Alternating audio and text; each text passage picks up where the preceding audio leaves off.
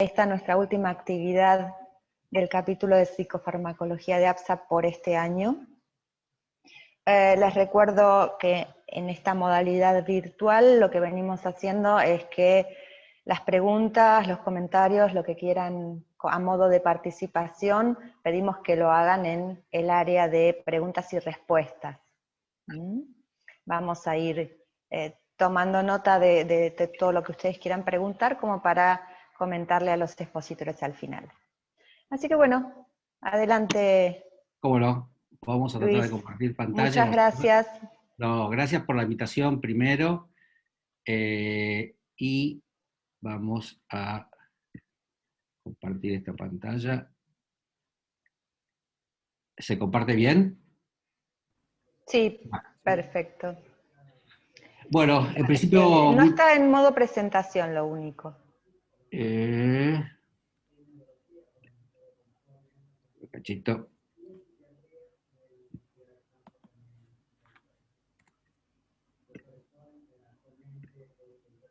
¿Ahí se ve mejor?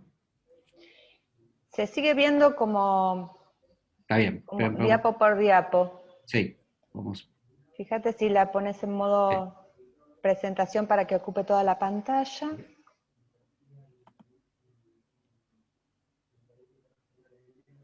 Eran los dos monitores, que pasaba el mío y no el otro.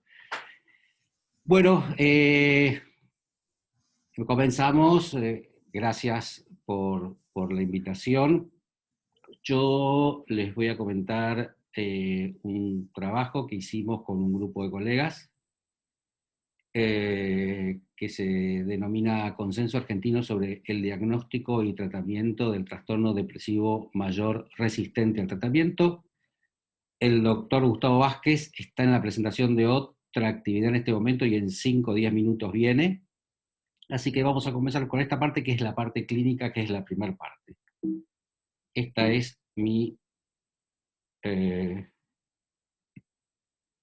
declaración de potenciales conflictos de intereses. Muy bien. La depresión unipolar resistente al tratamiento, frecuencia y magnitud del problema. A mí me gusta empezar siempre con una parte epidemiológica. Normal, como ustedes saben, y más en este momento de pandemia, la epidemiología responde a muchas preguntas. Una de las preguntas que responde la epidemiología es: ¿cuál es la magnitud del problema? ¿Cuál es la frecuencia y la magnitud del problema clínico que nos ocupa? Vamos a empezar por ahí. Vamos a empezar con datos epidemiológicos globales y argentinos de la magnitud y el impacto de la depresión resistente al tratamiento. Seguramente ustedes recuerdan el estudio STAR-D. Rápidamente, el estudio STAR-D intentaba responder una pregunta. La pregunta que intentaba responder el STAR-D era: cuando en el curso del tratamiento antidepresivo en la depresión mayor unipolar, una intervención falla, ¿cuál es la mejor próxima opción? Entre otras preguntas, esta era la pregunta central del STAR-D. ¿Cuál es la mejor próxima opción? Porque, como ustedes saben, es un problema clínico habitual en nuestro trabajo en el tratamiento de la depresión mayor unipolar cuando una intervención falla. ¿Y ahora qué hacemos? ¿Por qué cambiamos? Bueno, pero una de las cosas que mostró el STAR-D era que alrededor del 30% de los pacientes tratados no presentan o no presentaban respuesta a 2 tratamientos. Primer dato: 1 de cada 3 pacientes no respondió a 2 tratamientos previo a haber fallado en la búsqueda de cuál era la mejor próxima opción. Hace poco, hace un par de años, se realizó un estudio latinoamericano. Estos datos, el estudio STAR-D, un estudio muy grande, multicéntrico en Estados Unidos, seguramente lo deben conocer, pero era un estudio hecho con población en Estados Unidos. Se hace un estudio latinoamericano que se llama el estudio TRAL, que da, los resultados son absolutamente similares. 33% de los pacientes tratados, o el 36% de los pacientes con depresión unipolar, presentan resistencia al tratamiento. 30% de los pacientes con depresión resistente al tratamiento tiene tentativas de suicidio, y uno de los valores más actualizados del suicidio en la Argentina es 6-7 por 100.000 por año. Ese por ciento habría que sacarlo. O 6-7% por cada 100.000 habitantes por año en Argentina.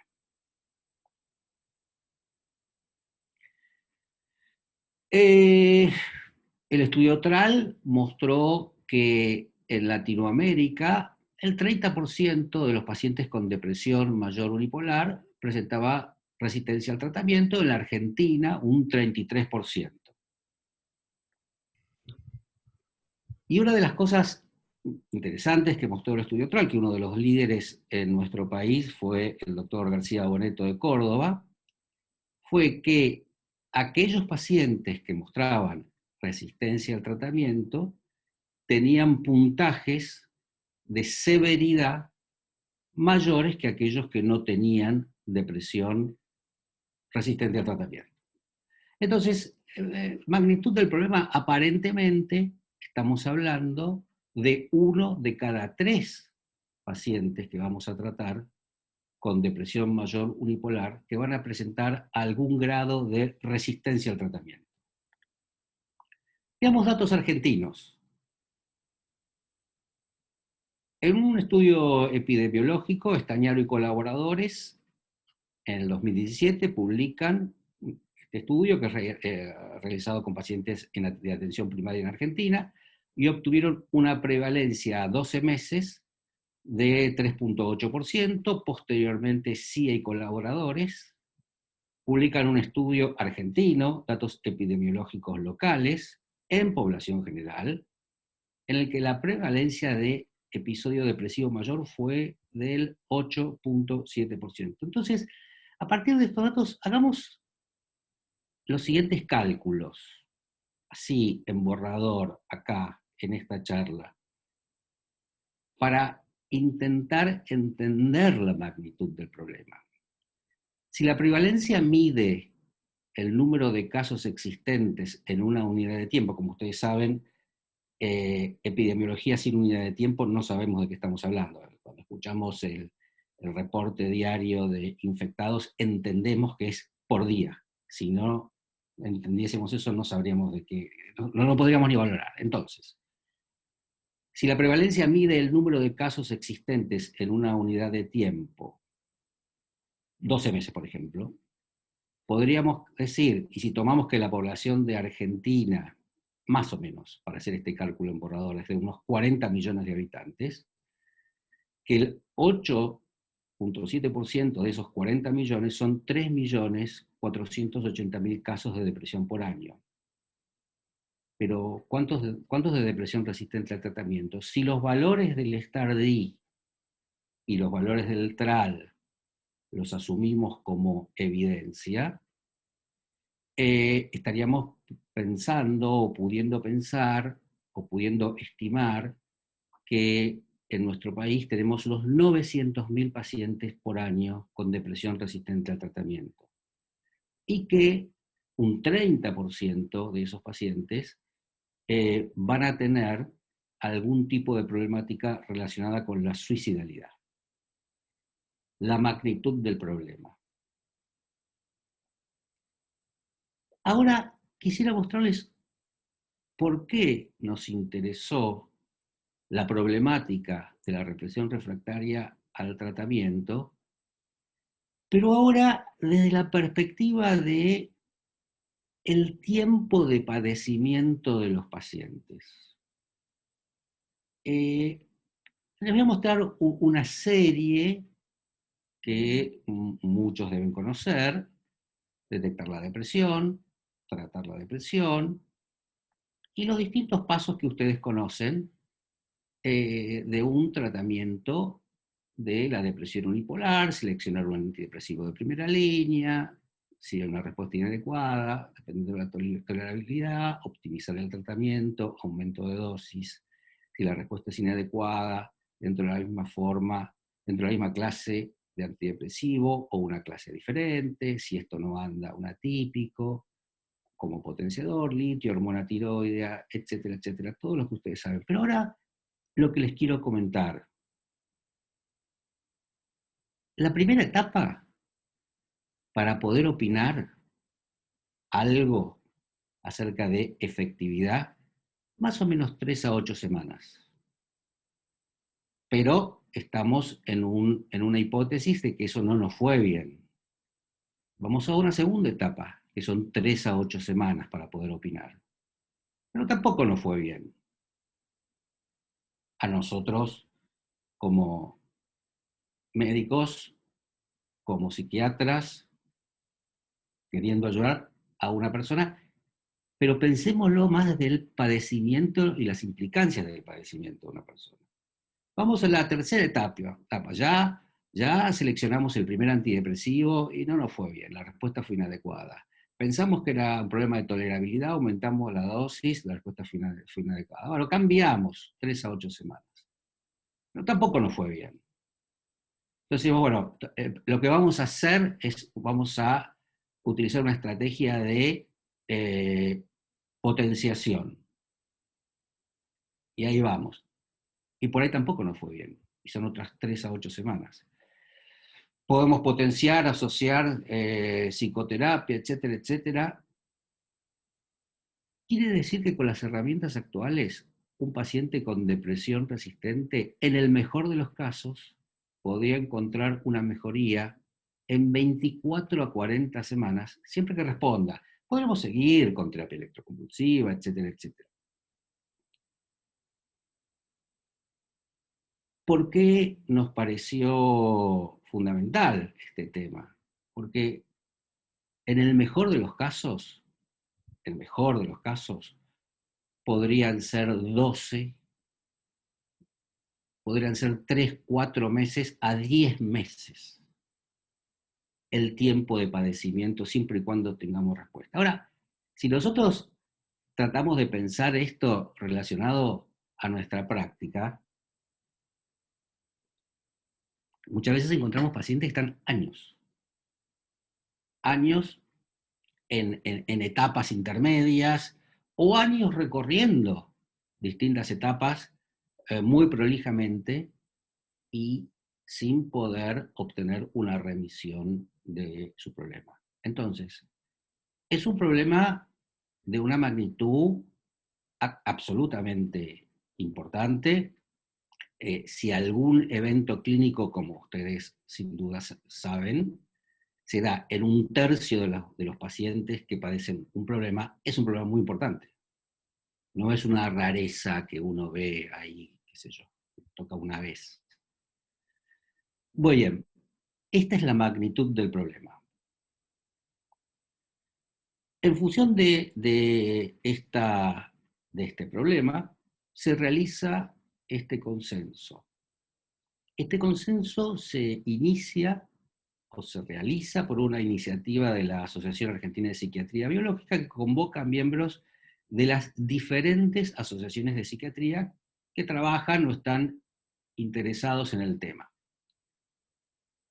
Como les decía antes, es un trabajo que comienza con una lectura crítica de la literatura, junto con el trabajo de consenso y escritura del documento final. Este trabajo comenzó en noviembre del 2019 y concluyó vía encuentros electrónicos en abril del 2020. O sea, fue más o menos un trabajo de 6 meses. Este trabajo o este documento, los autores son el doctor Vázquez, que en un momento va a venir, el doctor Corrales, el doctor Setkovich, el doctor Corral, el doctor García Boreto de Córdoba, la doctora Lupo, el doctor Morra, el doctor Mosca, el doctor Strigilevich, el doctor Vilapriño y el doctor Vilapriño. Muy bien.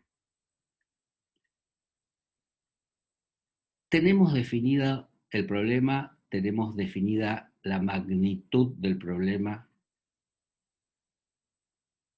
Entonces tenemos que pasar a la definición de la depresión unipolar resistente. ¿Qué es una depresión unipolar resistente?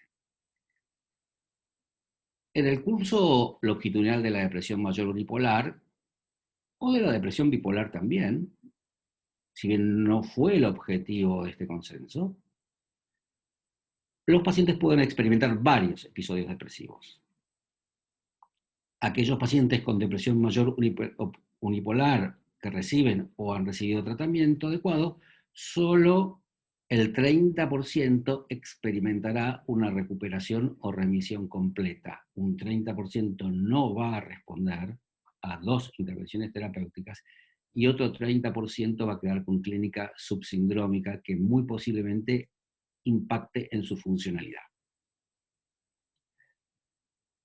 Los pacientes cuyo trastorno depresivo no responde a los tratamientos o solo responde parcialmente, son pacientes que van a presentar una mayor dificultad en el curso longitudinal de su enfermedad. De la misma manera que la respuesta temprana a los antidepresivos es un muy buen predictor de respuesta, la respuesta tardía o la ausencia de respuesta, con el valor que tienen los predictores, que podríamos discutirlo, pero la ausencia de respuesta es un predictor de que ese tratamiento puede tener mayores dificultades en el curso longitudinal de la enfermedad.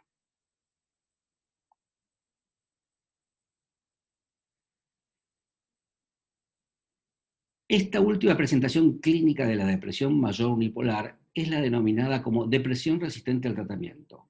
Depresión resistente al tratamiento, o la literatura inglesa TRD. Es un fenómeno clínico complejo que podría reflejar una variedad de subtipos de depresivos no respondedores, o con comorbilidad psiquiátrica, o con una enfermedad médica preexistente. Es una de las formas clínicas de los trastornos depresivos más difíciles de tratar. Y acá vuelve digamos, lo que hoy ya aceptamos, creo que todos, que dentro del universo de depresión mayor unipolar incluimos diversos fenotipos, diferentes presentaciones clínicas de cosas que posiblemente no sean lo mismo, que llamamos igual, que tratamos igual, pero que posiblemente no sean lo mismo. Por eso decimos que es un fenómeno clínico o un fenotipo complejo que podría reflejar un subtipo depresivo no respondedor. Ahora bien, si vamos a definir la depresión, una definición de resistencia al tratamiento debe comenzar con una definición de objetivos terapéuticos para el tratamiento. Pues si yo tengo que definir que no alcanzo, que algo es resistente a un tratamiento, sería prolijo definir, bueno, cuáles son los objetivos de ese tratamiento, que este paciente es resistente o su padecer es resistente a alcanzarlo. Entonces, en los casos en los cuales no se puede cumplir o alcanzar los objetivos previamente definidos para un tratamiento, solo recién en ese estadio y luego de un número de intervenciones terapéuticas que en unos pocos minutos vamos a hablar, podemos hablar de resistencia al tratamiento.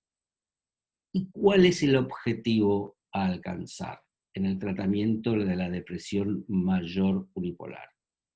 El objetivo es lograr un estado completamente recuperado del paciente afectado, y el máximo objetivo debe ser que no experimente sintomatología clínicamente significativa residual y la mayor recuperación funcional posible.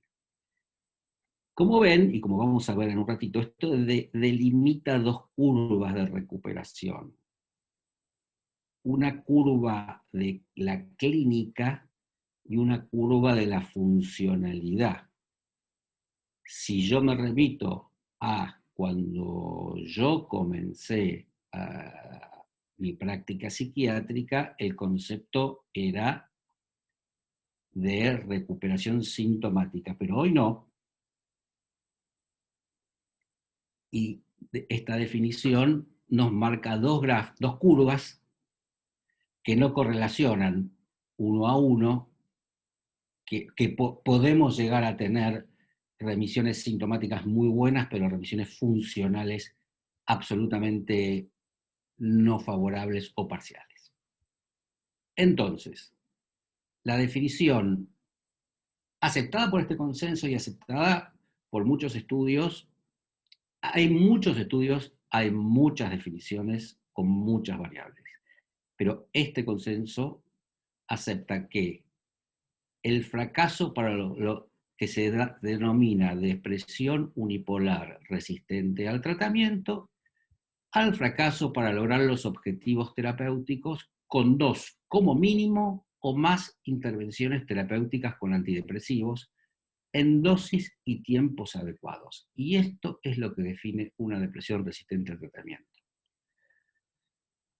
Como ustedes verán, definir una depresión resistente al tratamiento nos hace cambiar nuestra posición clínica frente a ese paciente que tenemos adelante y nos hace rápidamente, con 2 objetivos terapéuticos que no podamos cumplir, estamos hablando de 10, 12 a 20, 24 semanas. O sea, rápidamente, entre 2, 3 meses y 4, 5 meses, ya si nuestro paciente no responde a 2 o más intervenciones, podemos definir que hay una chance importante de que nuestro paciente tenga una forma clínica de depresión resistente al tratamiento, y esto requiere pensar la clínica como vamos a ver luego.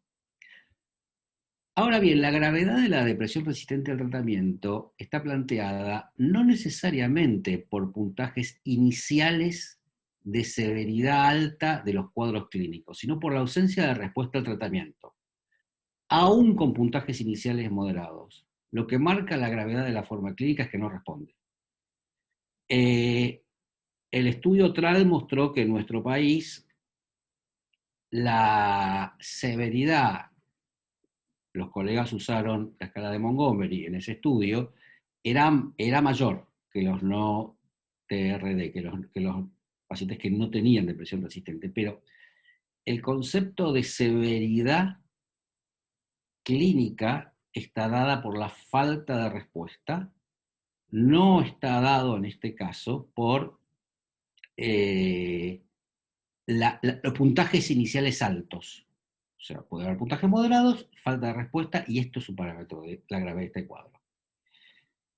Entonces, como decía recién, esto invita a pensar que la gravedad de la depresión mayor unipolar resistente no solo se basa en altos puntajes basales en los instrumentos de evaluación diagnóstica, sino que se expresa por una gravedad que uno la termina diagnosticando en el curso longitudinal del tratamiento, que inicialmente no la conoce, y esta gravedad que uno la diagnostica en el curso longitudinal del tratamiento es en base a la evidencia de que no responde a los tratamientos. Muy bien. No voy a, cuando lean el suplemento de Vertex, van a ver todos los distintos estudios, las distintas semanas, pero la clasificación pivotea fundamentalmente en la falta de respuesta al tratamiento, no en un perfil clínico específico, y no hay acuerdo entre los autores acerca del número de tratamientos fallidos que se necesita para considerar que un paciente padezca depresión refractaria al tratamiento. Este consenso acepta que esto que planteamos recién, que 2 intentos de tratamiento fallidos determina depresión refractaria al tratamiento. Muy bien. Hay una cantidad de definiciones operacionales que me gustaría comentarles, que también nos hace evaluar el momento en el cual estamos del tratamiento y qué hemos obtenido. Por supuesto, en esa tabla 1 que ustedes van a encontrar en el trabajo, así no se entiende nada, así que vamos a ampliar algunas partes. Perdón. Que este consenso toma como definiciones operacionales. Seguramente las han leído muchos de ustedes, pero nos parece importante repasarlas. ¿Qué es una respuesta parcial al tratamiento? Se define como la reducción en la intensidad de los síntomas depresivos igual o menor al 25% del nivel previo inicial.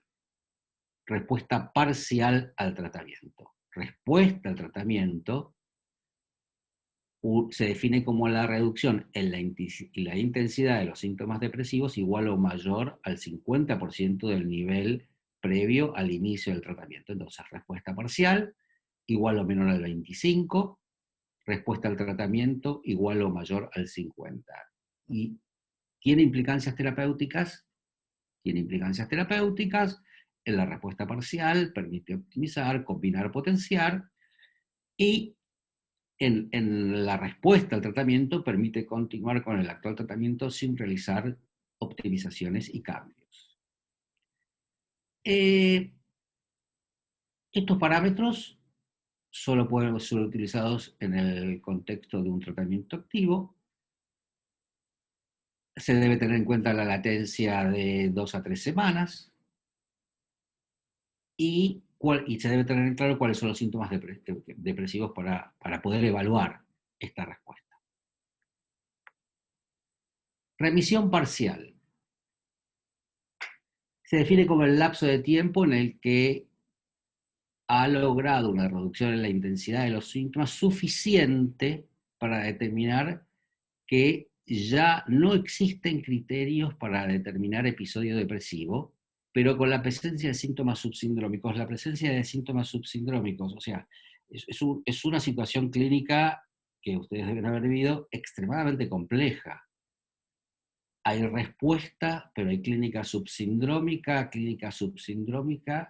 que puede ser de una puntuación, una severidad tal que sigue teniendo implicancias funcionales en la calidad de vida, en la posibilidad de trabajar, en la posibilidad de tener pareja, en la posibilidad de inserción social. O sea, el problema de los síntomas subsindrómicos es un problema complejo y eso lo llamamos remisión parcial. El problema de la remisión compleja se define como el lapso de tiempo en que se ha logrado un control completo de la sintomatología depresiva. Se utiliza como parámetro un nivel de igual o menor a 4 puntos en la HAM o 5 en la escala de Montgomery. Y el punto acá central es que remisión, como ustedes ven, y quizá eutimia, no es ausencia de clínica, es clínica por debajo de estos puntos de corte de la escala de Ham o de la escala de Madras.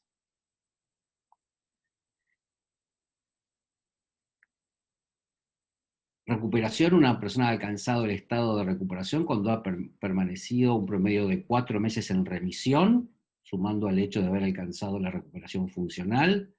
Recuperación subfuncional, el objetivo mayor, junto con la recuperación clínica del tratamiento, se define como el momento en el que el tratamiento ha logrado volver al mismo nivel de funcionamiento que tenía previo al inicio de sus síntomas, y recaída la emergencia de la sintomatología depresiva en intensidad suficiente como para definir un episodio depresivo antes de que el paciente haya llegado a la recuperación. Estos son las definiciones operacionales que toma este consenso para definir los grados de respuesta y recuperación de un paciente en tratamiento. Recidiva es la emergencia de sintomatología represiva en intensidad suficiente como para definir un episodio depresivo luego de que el paciente haya llegado a un estado de recuperación. Switch, podríamos decirlo en español, inversión de fase, se refiere a la emergencia de síntomas maníacos de intensidad suficiente como para determinar el inicio de un episodio hipomaníaco luego del tratamiento con antidepresivos o durante las 4 semanas luego de suspendida. Switch es una palabra en inglés muy usada, pero inversión de fase sería la traducción, inversión de fase aguda sería secundaria antidepresivo, sería como la traducción más adecuada a español, digamos. Un poco en función del tiempo y en función de esto que le decía antes, de este gráfico, ustedes verán acá, espero que se vea el cursor, dos gráficos. Creo que queda claro que solo por una necesidad de tipo didáctico se los hace correlacionar uno a uno. O sea, que en el mismo momento que mejoran los síntomas anímicos, mejora el funcionamiento. Esto puede no ser así. O sea, este gráfico puede tener una evolución, la mejoría anímica, que no correlacione con la funcionalidad. Entonces, más allá de las necesidades didácticas de este gráfico, el concepto clínico es que estas dimensiones hay que investigarlas para ver si se dan y que el objetivo terapéutico sería lograr puntajes de remisión clínicos en la severidad de la clínica, pero el objetivo terapéutico también es lograr que la funcionalidad, el objetivo terapéutico, una palabra por ahí no muy correcta, pero ustedes me van a entender, moderno, es lograr que el paciente recupere un grado de funcionalidad similar al que tenía previo, en la medida de lo posible, a el padecimiento. Muy bien. Estadificación de la depresión resistente al tratamiento. Las estadificaciones son útiles para definir la severidad y la estrategia, y también nos sirven para saber dónde estamos dentro de una situación clínica severa, en qué grado de severidad dentro de la situación clínica severa estamos. Son muy comunes en la oncología y en muchas patologías crónicas. La estadificación clínica podría conceptualizarse como una forma más adecuada de diagnóstico. Se utiliza no solo en oncología, sino en general en toda la patología médica crónica. Los modelos de estadificación de la depresión resistente reconocidos por la bibliografía son 5. Entonces, una vez que llegamos a la conclusión de que tenemos un paciente con una depresión resistente al tratamiento, ahí podemos estadificarla eligiendo cualquiera de estos 5 modelos que más nos responda a nuestra práctica clínica, para saber que dentro de esa gravedad, ¿en qué gravedad estamos?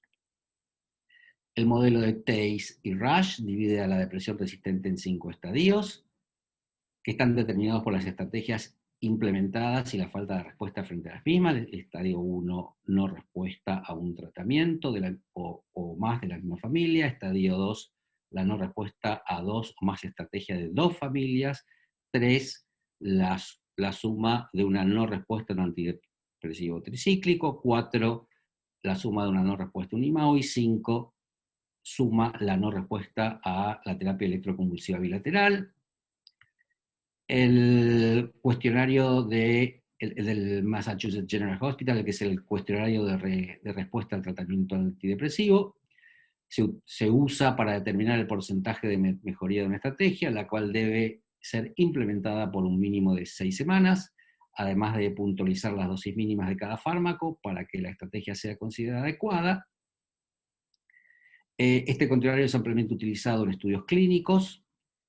En este modelo, la depresión resistente al tratamiento estaría definida por la falta de eficacia con un tratamiento a dosis estándar y durante un mínimo de 6 semanas. El formulario de la historia de los antecedentes del tratamiento antidepresivo.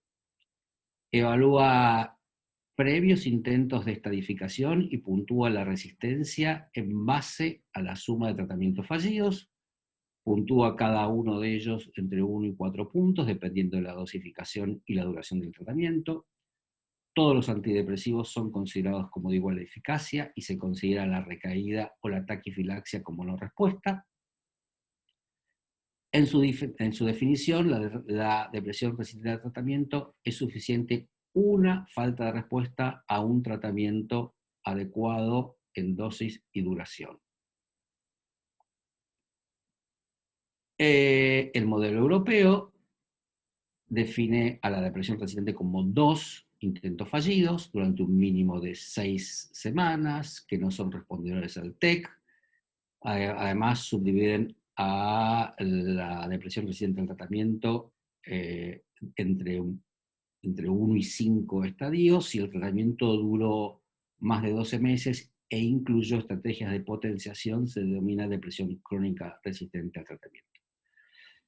Con estos modelos de estadificación, lo que se tiene es una especie de orientación, punto, parámetro de dónde estamos dentro de la gravedad del cuadro.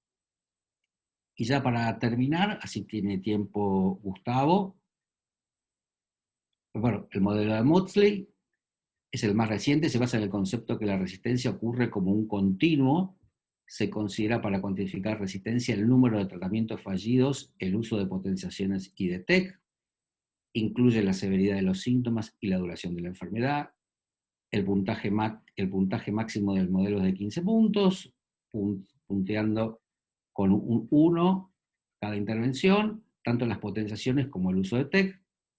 Hay un puntaje que recibe cada nueva falla de un tratamiento antidepresivo que va desde 1 hasta 5 puntos según haya recibido de 1 a 10 tratamientos, y puntúa la enfermedad de 1 a 3 puntos y la severidad de los síntomas de 1 a 5 puntos. Solo para nombrar,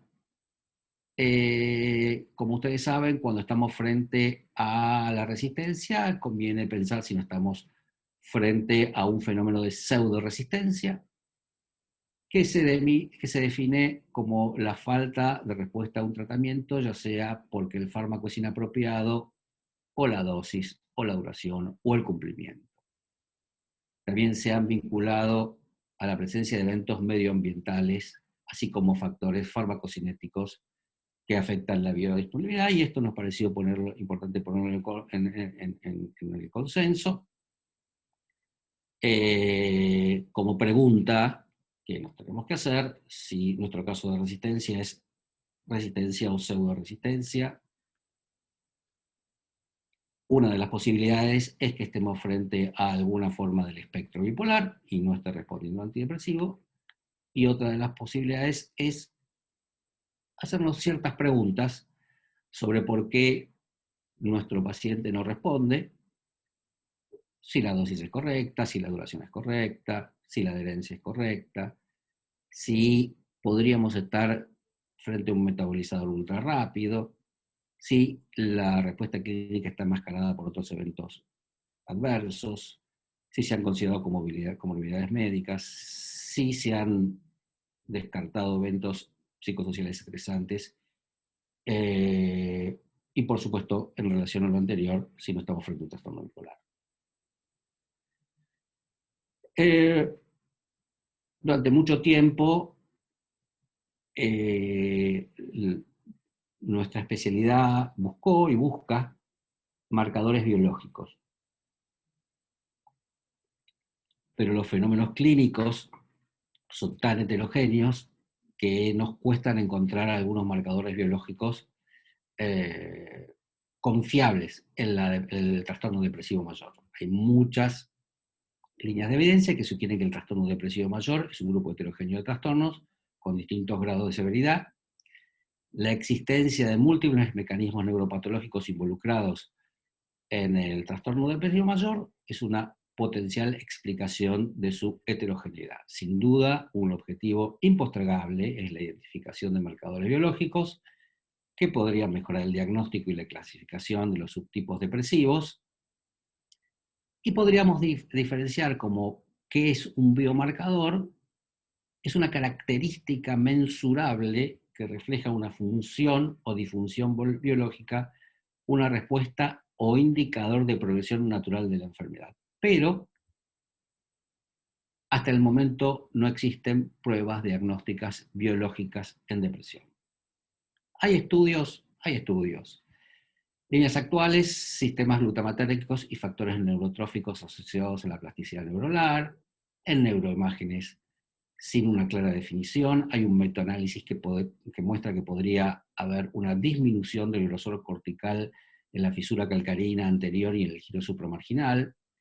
El estudio Enigma reveló anormalidades corticales y subcorticales como disminución significativa de la sustancia gris en el cíngulo anterior y posterior, en la corteza prefrontal orbital, en la ínsula y en el lóbulo temporal, en adultos con trastorno depresivo mayor, sobre todo el primer episodio. Indicios sobre activación del sistema inmune. Carvalho observa que los pacientes depresivos se benefician menos con tratamiento antidepresivo cuando existe una hiperactividad del sistema inflamatorio. Lo mismo que ocurre en modelos animales cuando se induce la sobreexpresión de la interleuquina 6, que los pacientes no responden a la fluoxetina. Citoquinas inflamatorias influencian el metabolismo del glutamato, líneas de investigación a la búsqueda de marcadores biológicos, distintas líneas genéticas, y no quiero extenderme más, solo decir que una de las evidencias biológicas más claras y estudiadas en el trastorno depresivo mayor es el aumento de la secreción de corticotrofina y la hipercortisolemia. Conclusiones de la parte clínica, y ya le doy la palabra a mi querido amigo Gustavo Vázquez, que supongo que debe estar por ahí, notable psiquiatra y querido amigo. Conclusiones clínicas. 1/3 de nuestros pacientes con depresión mayor bipolar posiblemente no responden al tratamiento. Siguiendo los algoritmos de tratamiento habituales, 40 semanas es mucho tiempo de padecimiento. La clínica nos muestra que a veces vemos pacientes con años con depresión refractaria, con pasos que no se cumplen, etc. Es por eso que ahora le paso la palabra al doctor Gustavo Vázquez para que nos hable de la segunda parte de este consenso, que son las indicaciones terapéuticas. Gustavo, bienvenido. Gracias, Luis, por la presentación. Te estuve escuchando todo el tiempo, me perdí los primeros 5 minutos, porque estaba en otro lado. Hola, Gustavo. Hola, Laura, muchas ¿cómo andás? gracias. Muchas gracias por estar acá. Gracias, Luis, excelente, sumamente interesante. Ahí, fíjate si puedes ir compartiendo tu pantalla, Gustavo. Sí, claro, a ver. Si estás habilitado. Sí. Comento, había algunas personas preguntando acerca de la posibilidad de acceder al documento completo. Así que bueno, ahora yo voy a escribir mi correo electrónico en el chat, y quienes estén interesados me mandan un mail y yo les envío el suplemento. Si están de acuerdo, Luis, Gustavo. Sí, claro. El documento está para eso y está para que lo lea el que está interesado, absolutamente. Perfecto, perfecto. Bueno, muchísimas gracias. Adelante, Gustavo. Bueno, muchas gracias por la presentación, por invitarme nuevamente. Sí, el documento está abierto, así que lo pueden compartir libremente. Recién nos fijamos con Laura en internet, pero todavía no está en la página de Vertex, está el volumen de marzo-abril de este año, así que posiblemente este entre en la próxima edición, así que nada, va a estar abierto, así que lo podemos compartir sin problema. Bueno, Luis hizo la parte más difícil, que es la parte del diagnóstico. Les contó los pasos terapéuticos. Como explicó, es un grupo de amigos realmente, de diferentes sociedades. Y ha sido un placer compartir con ellos esta experiencia. Yo hice solamente de coordinador, así que no tengo mucho para para decir. A ver si esto corre.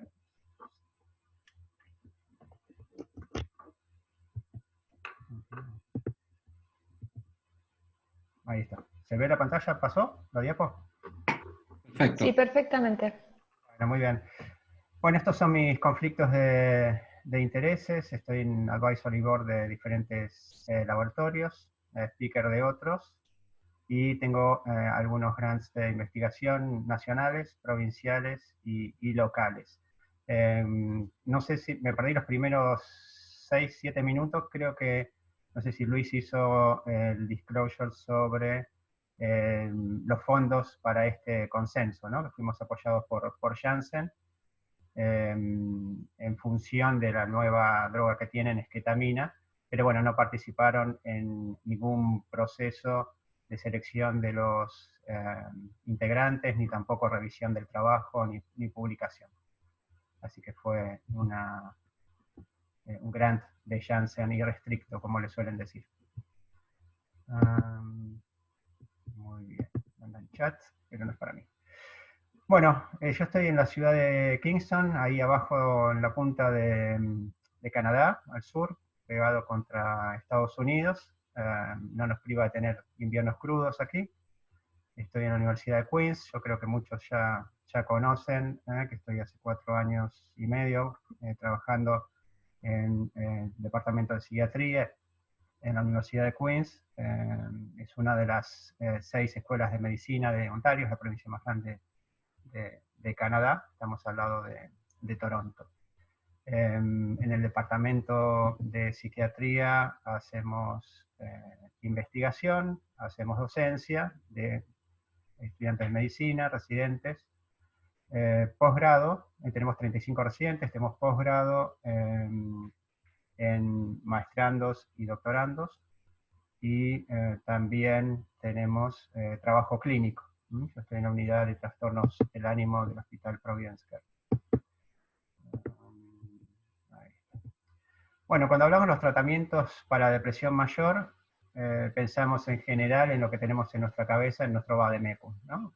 Un medicamento u otro. En general es, por lo menos en mi caso, un dual o un SSRI, un inhibidor de captación de serotonina. Pero lo cierto es que tenemos muchísimos antidepresivos, más de 25 moléculas, y a partir de ahí tenemos que tomar la decisión en beneficio de nuestros pacientes.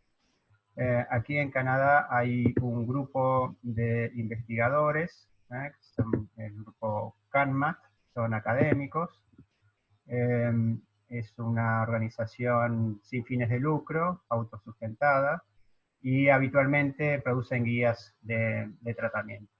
La última que se produjo en relación a la depresión es del 2016, estamos trabajando en 2021, así que creo que para verano nuestro, verano de aquí del norte, junio, posiblemente esté la guía 2021 actualizada de depresión, y como saben la última que tenemos de bipolares es del 2018.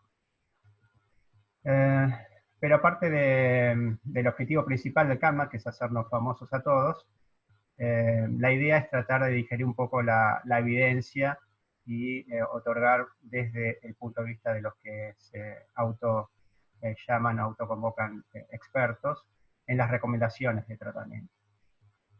Entonces, en este consenso argentino, consideramos que quizás estas guías son las más adecuadas a seguir en cuanto a los niveles de evidencia y de recomendación, y por lo tanto en la revisión bibliográfica que hicimos seguimos este concepto. Posiblemente también estén al tanto las guías CANMAT son las que son más bajadas y más seguidas a lo largo de todo el mundo. Los niveles de evidencia más importantes, por supuesto, son el 1 y el 2, que tienen que ver con estudios de metaanálisis, con intervalos de confianza estrechos, y que tengan 2 o más RCTs o estudios randomizados controlados con placebo en el trial, en la publicación. El nivel 2 es muy similar, lo que pasa es que el intervalo de confianza es más ancho, o sea, la dispersión estadística más ancha y tengan por lo menos uno o más estudios controlados contra placebo. En un tamaño de muestra adecuado, el tamaño de muestra adecuado lo consideramos 3 pacientes o más.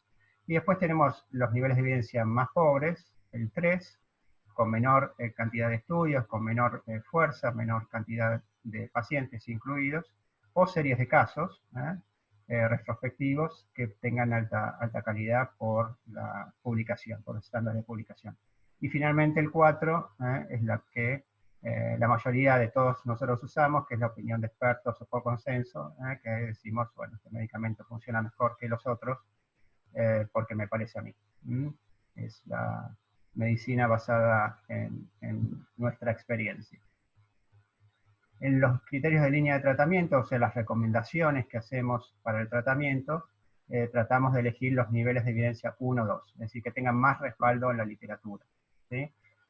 Porque el problema de optar por los tratamientos que a nosotros nos parecen mejores, porque así lo creemos o nos parece, o porque tenemos la experiencia mejor con un medicamento que otro, si no están en línea con la evidencia, a veces podemos poner en problemas no solamente al paciente, sino a nosotros mismos. Según la línea de tratamiento, tiene menor nivel de evidencia, y por supuesto la tercera es la que tiene menor fuerza entre todos. El CADMAT y el consenso argentino de tratamiento de la depresión, diagnóstico y tratamiento de depresión resistente, también pone en evidencia los diferentes tratamientos en las líneas de recomendación. Como les decía, primera línea son los SIRS o duales, que incluyen venlafaxina, duloxetina, vortexetina, bupropion. Mirtazapina, avomelatina, que aquí en Canadá no está, en Norteamérica no está disponible, mianserina tampoco, milnacipran tenemos y también levomilnacipran.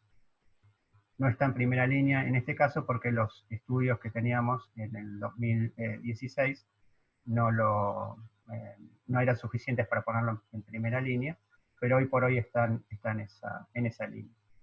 En segunda línea, no por falta de evidencia, sino por los efectos colaterales, tenemos los tricíclicos, clorinpramina y imipramina básicamente, quetiapina, vilazodona, que en ese caso también en 2016 tenía pocos estudios publicados, y trazodona. Y finalmente, en tercera línea, nuevamente no por falta de evidencia, sino justamente por los potenciales efectos colaterales, la tranilcipromida. La contracara son los efectos colaterales, y también nosotros destacamos que en nuestra cabeza, cuando tomamos decisión en función de todos los tratamientos farmacológicos y no farmacológicos, está siempre la otra cara de la moneda, que es la potencial aparición de efectos colaterales. Esta tabla está sacada de las guías CADMAT del 2016, pero también está abordada en la publicación de Vertex, y lo que muestra básicamente es la prevalencia de los efectos adversos y secundarios a los antidepresivos en diferentes colores. Tienen la columna de la izquierda, en la pantalla izquierda, todos los nombres de los diferentes medicamentos, y arriba en la tabla los diferentes efectos colaterales que pueden producir. Los que tienen una prevalencia mayor al 30% están en negro, fíjense, fluoxapina como náusea, o venlafaxina también como náusea, cefaleas con bupropion y somnolencia con mirtazapina. Los que tienen entre 30 y 20% están en un color gris más clarito, y los que tienen menos de 20 son los que están en blanco. Entonces, esto, aunque no lo tengamos presente físicamente delante nuestro cuando tomamos decisión en cuanto a qué medicamento vamos a utilizar para tratar, en este caso, los pacientes con depresión, lo tenemos igual presente a la hora de prescribir los medicamentos. A veces estos efectos colaterales, como todos ustedes saben, en el capítulo de psicofarmacología no se los voy a decir, los usamos con beneficio terapéutico, es decir, a favor de la respuesta clínica. Por ejemplo, mirtazapina, como sabemos, la usamos en general en pacientes que tienen problemas de sueño o de bajo apetito, y esto lo vamos a ver más adelante. Este estudio creó mucha controversia, el estudio de Andrea Cipriani, sobre la eficacia comparativa y la aceptabilidad de 21 antidepresivos en depresión mayor, salió en el Lancet. Y supongo que todos también conocen esto que se llama como network metaanálisis, que es un nivel más alto del metaanálisis habitual, y parece como la estrella de la muerte. Tenemos básicamente aquí una comparación indirecta de los diferentes antidepresivos contra placebo o contra otros antidepresivos, es decir, con rama activa. Básicamente el tamaño de los círculos tiene que ver con la cantidad de pacientes. Como saben, la mayoría de los antidepresivos tratan de ser aprobados, presentan estudios clínicos para su aprobación por las entidades regulatorias de los diferentes países, y por lo tanto tiene que vencer al placebo. Por eso el placebo es el círculo más grande, ahí es donde hay más cantidad de pacientes incluidos. Y tenemos después la conexión, esas líneas negras que van entre un globo, entre un círculo y otro, en donde lo que está tratando de transmitir es la cantidad de estudios. Entonces la que más, por ahí las más gruesas son fluoxetina y paroxetina contra placebo, y podemos ver que hay más cantidad de pacientes y más cantidad de estudios. También ven que se entrelazan estas líneas entre sí, quiere decir que hay estudios clínicos comparativos. Hay un estudio, por ejemplo, entre fluoxetina y paroxetina, un estudio entre, por ejemplo, fluoxetina y venlafaxina, vilazodona con citalopram, etcétera, etcétera. Es decir que no es lo mejor del mundo, pero es lo mejor que tenemos. Recuerden, son estudios distintos, pacientes distintos, investigadores distintos, son contextos distintos, y la comparación que se hace es una comparación indirecta, pero es mejor que nada. Por otro lado, en rojo, no sé por qué en rojo, porque es el mejor color, pero bueno, lo ponen en rojo por convención, están los efectos colaterales. Y así nuevamente vemos la aparición de efectos colaterales entre los diferentes medicamentos comparado con placebo en los diferentes estudios. ¿Qué conclusiones se sacan de ese metaanálisis? Y también tenemos nosotros presente en el consenso argentino, es que parecería, según los datos que reportan estos estudios, que hay algunos antidepresivos que son mejores que otros. Mejores porque tienen más eficacia en estas comparaciones indirectas en la mayoría de los casos, o porque tienen mayor tolerabilidad. Entonces, tenemos aquí, por ejemplo, en este estudio, el reporte que agomelatina, amitriptilina, citalopram, mirtazapina, paroxetina, venlafaxina, vortioxetina fueron más efectivos que otros antidepresivos. Y según aceptabilidad, tenemos agomelatina, citalopram, fluoxetina, sertralina y vortioxetina, como está en la diapositiva, también más tolerables que otros antidepresivos. Entonces, aunque están todos los antidepresivos en primera línea de recomendación, algunos parece que son mejores que otros cuando se hace este tipo de análisis, con todos los beneficios y también las falencias que esto implica. Voy a bajar un poco la cortina acá porque estoy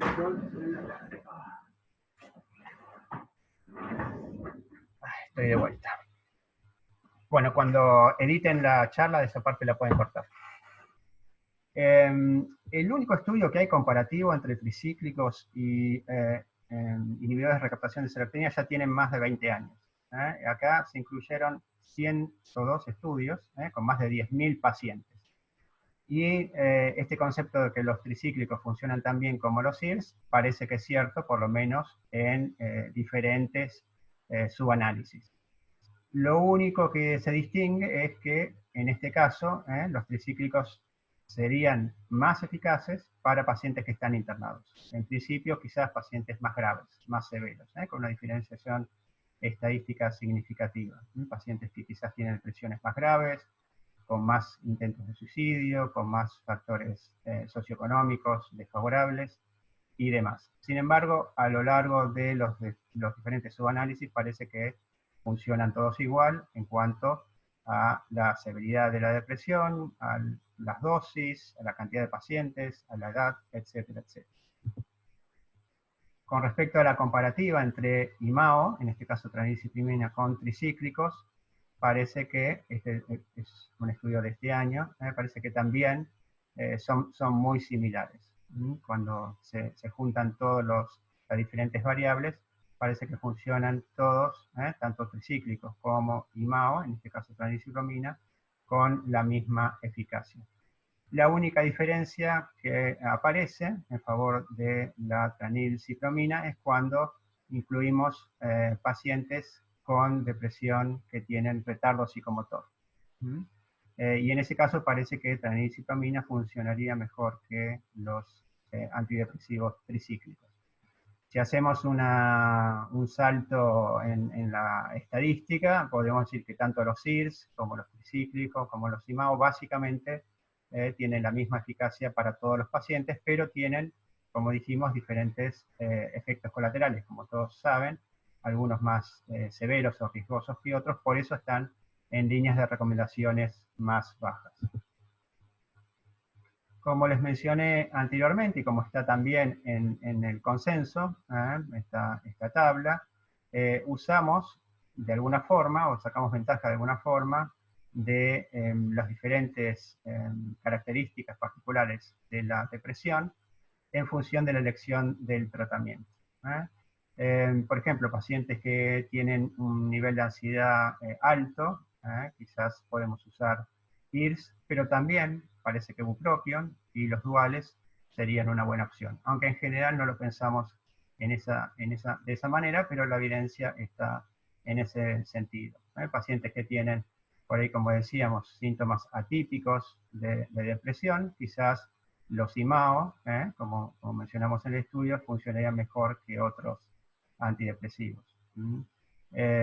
Características psicóticas, como saben, el mejor tratamiento es la asociación del antidepresivo con medicamentos antipsicóticos, preferiblemente antipsicóticos atípicos.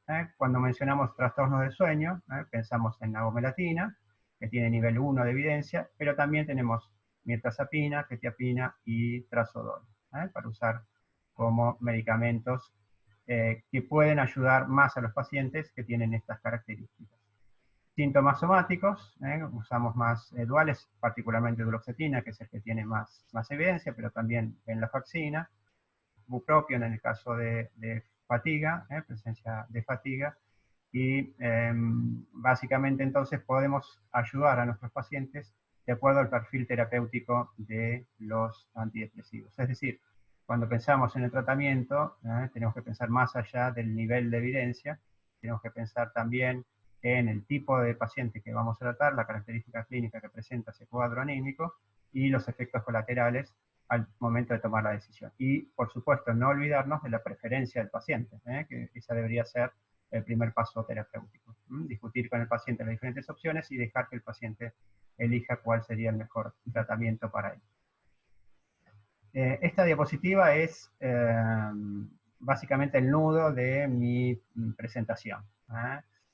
Luis les contó lo que hemos discutido y lo que hemos básicamente publicado en función de un consenso entre todos los participantes, en cuanto a lo que es el diagnóstico, en cuanto a la evaluación de la severidad de la depresión resistente, los pasos terapéuticos, en cuanto a optimización, a esperar, a combinación, pero en algún momento se nos acaban todos esos pasos, hemos replanteado el diagnóstico del paciente, parece que es un paciente con depresión unipolar y tiene resistencia a los tratamientos instituidos, es decir, 2 o más tratamientos por tiempo y dosis suficientes, y en general lo que hacemos es, el próximo paso, agregar un medicamento. En este caso tenemos recomendaciones a la izquierda y nivel de evidencia a la derecha. Como pueden ver, el único que está aquí como outlier, como fuera de contexto, es la olanzapina. La olanzapina tiene nivel de evidencia 1, pero lo pusimos en segunda línea por los efectos colaterales que produce básicamente el aumento de peso y el síndrome metabólico. Es interesante mencionar, y creo que es importante también mencionar, que en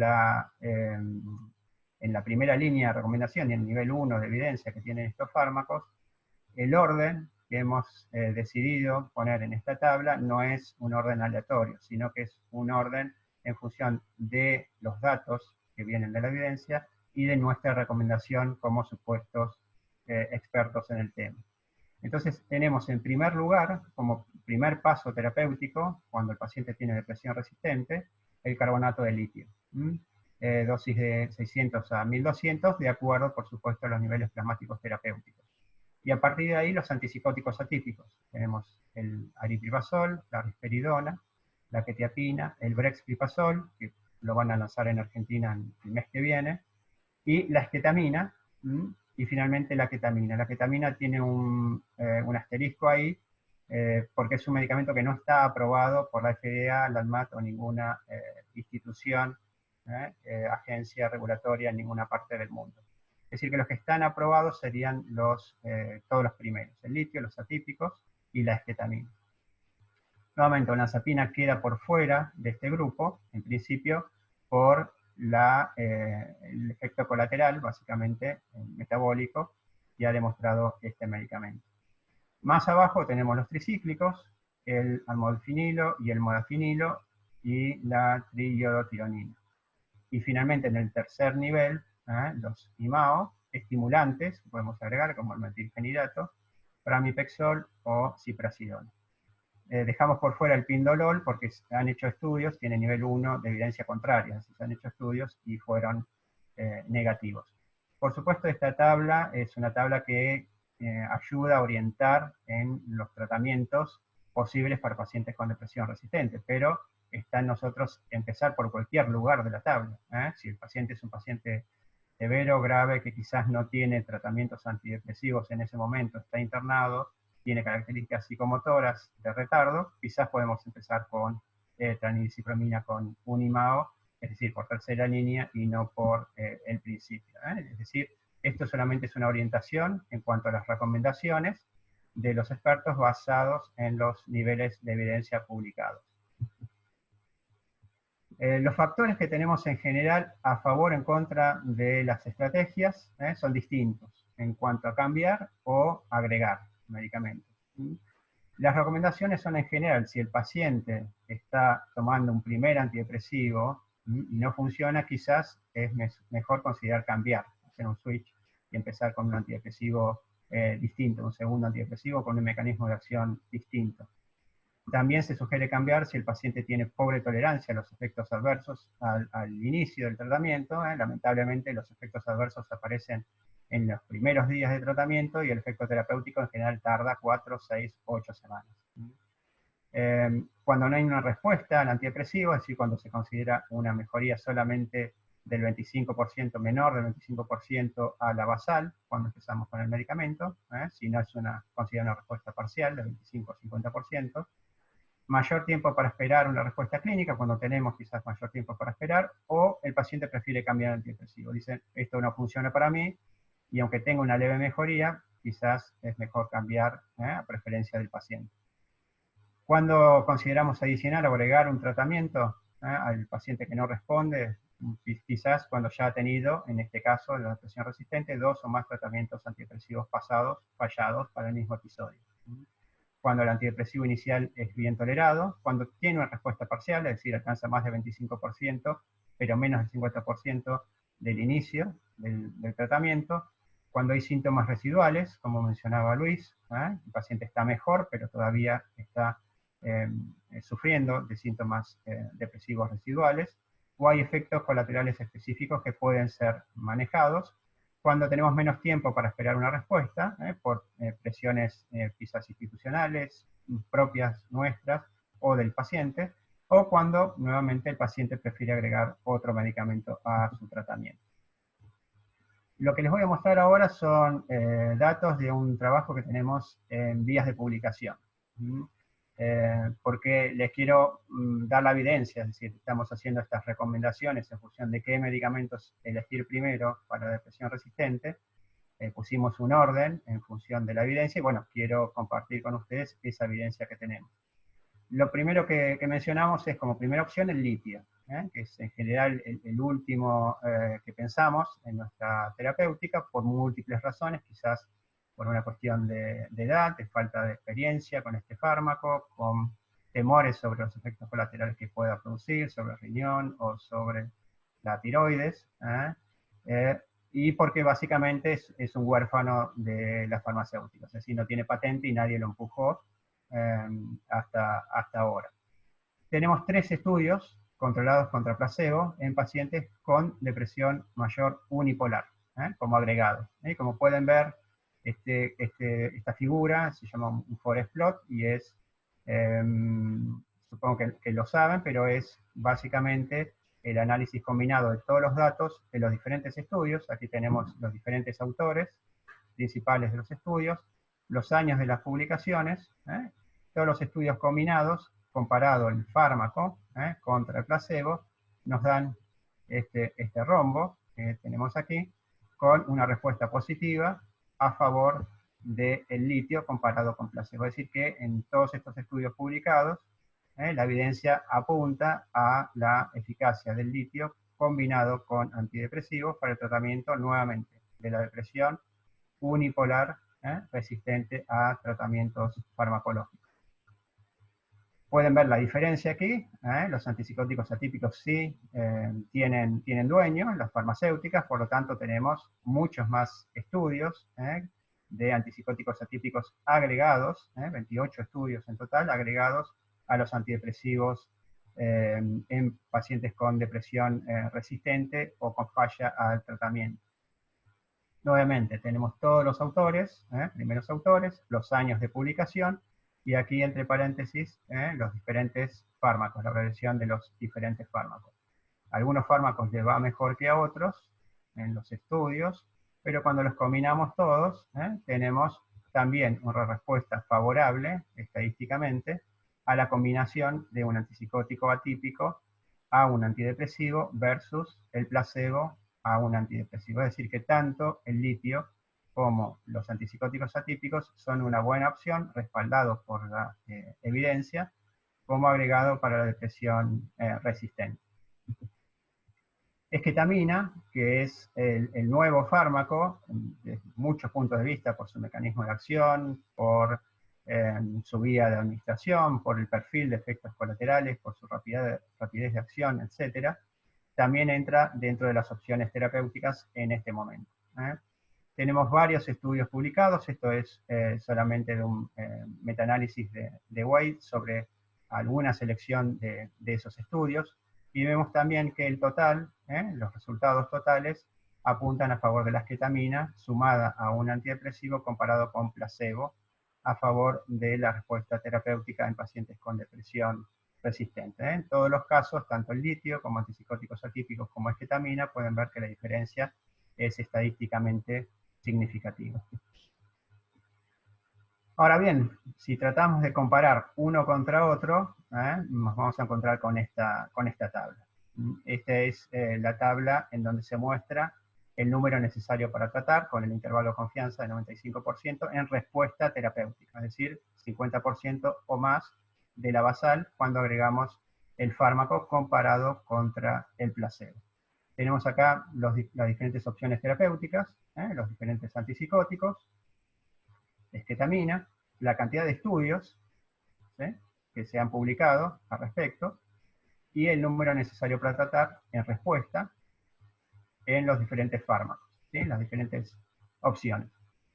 Entonces, lo primero que vemos aquí es que el litio tiene 3 estudios, y aunque los antipsicóticos atípicos tienen en conjunto, como grupo, tienen mayor cantidad de estudios y mayor número de pacientes, la cantidad de estudios en litio parecería ser, por lo menos numéricamente, superior. Esketamina tiene 10 estudios, incluimos todos los estudios en este trabajo, incluso los 2 últimos, los ASPIRE, que se hicieron en pacientes depresivos con ideación suicida, para sacar el número necesario para tratar en pacientes con depresión severa.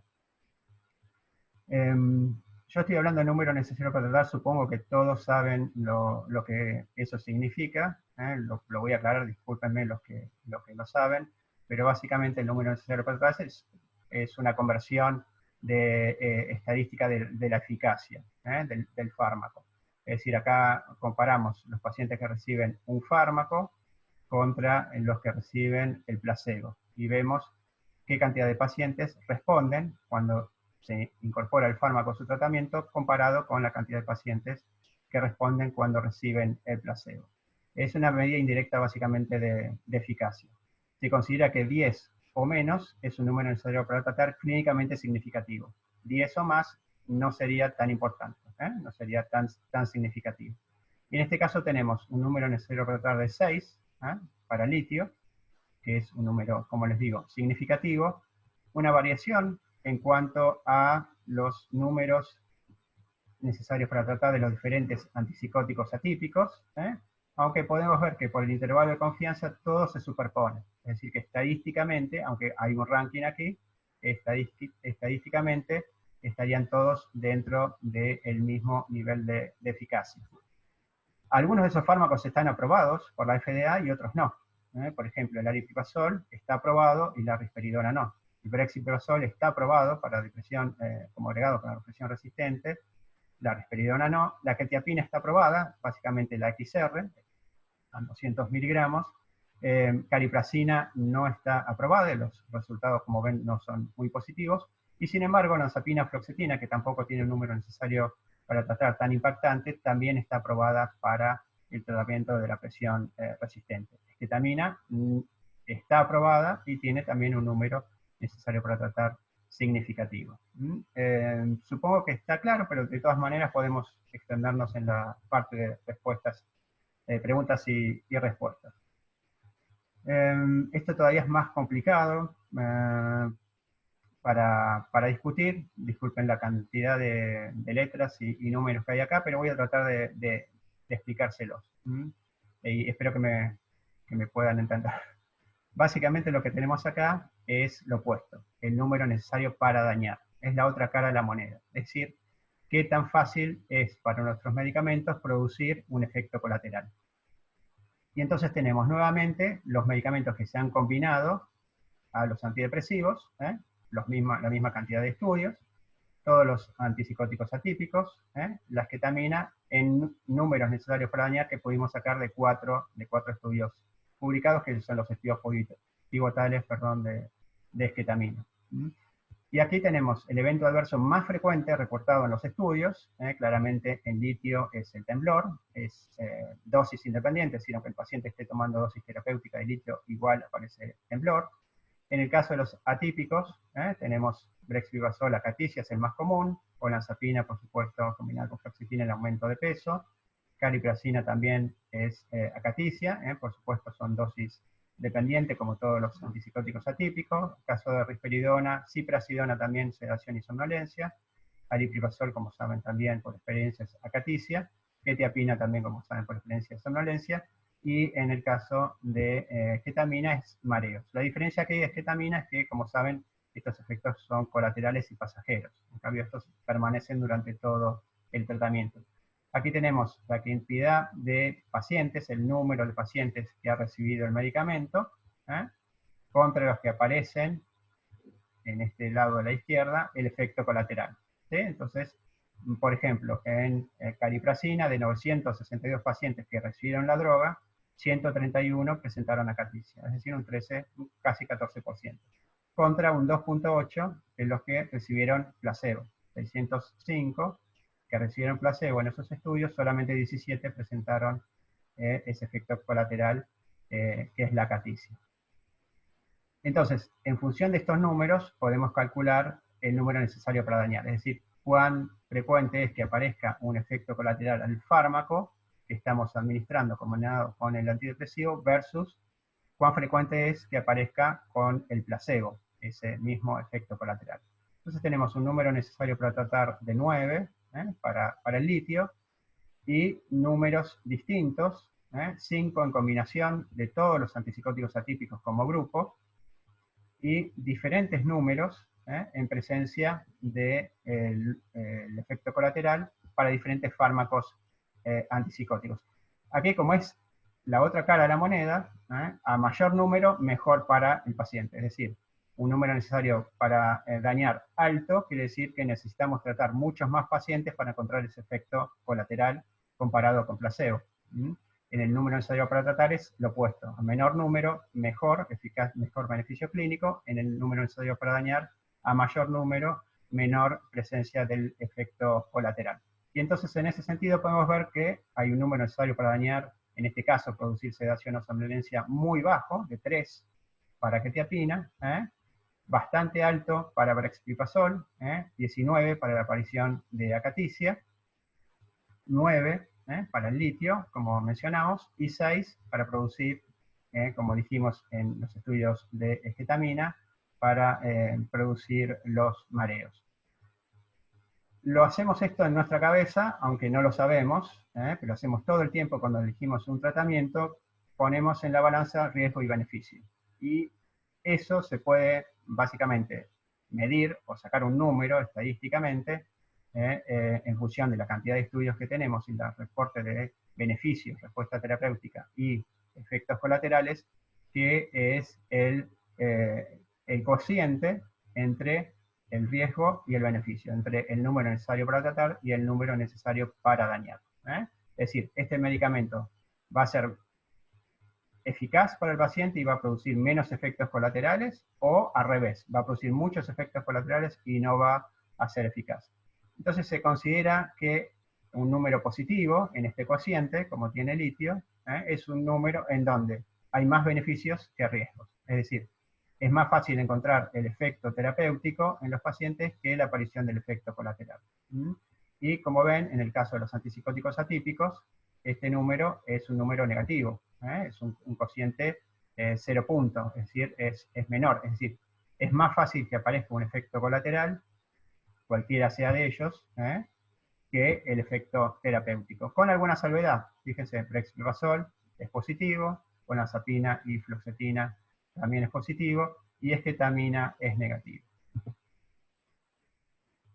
Podemos extendernos en eso más tarde, pero más allá de tratar de justificar por qué hicimos esa tabla que parece tan sencilla, nos llevó muchísimas discusiones, es un grupo muy heterogéneo de expertos en el consenso, y llevó muchas discusiones, creo que muy productivas, porque cada uno puso su punto de vista en cuanto a su experiencia, pero todos hemos discutido la experiencia, y de ahí salen, hemos discutido la evidencia, y de ahí salen también estas recomendaciones. No olvidarnos también que hay otras formas de ayudar a nuestros pacientes que no son los fármacos, hay otros tratamientos biológicos y otros tratamientos no farmacológicos, y otros tratamientos que no son farmacológicos también, como la psicoterapia. En nuestro caso, en el caso del consenso, básicamente nos dedicamos a discutir la experiencia que hay y la evidencia que hay en el tratamiento electroconvulsivo, y extraído del consenso, tenemos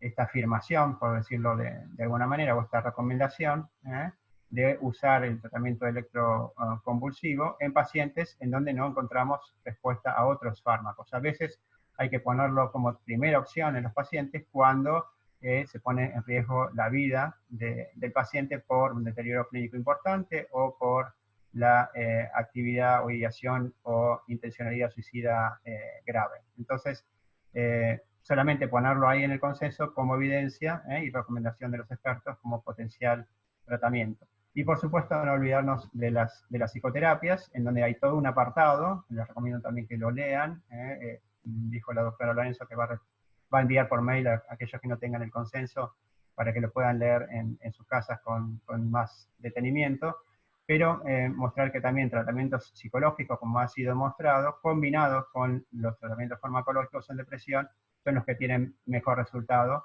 comparados con los tratamientos farmacológicos solos o los tratamientos psicológicos solos. No solamente el tratamiento agudo de la depresión, sino también el tratamiento de largo plazo de la depresión, ¿sí?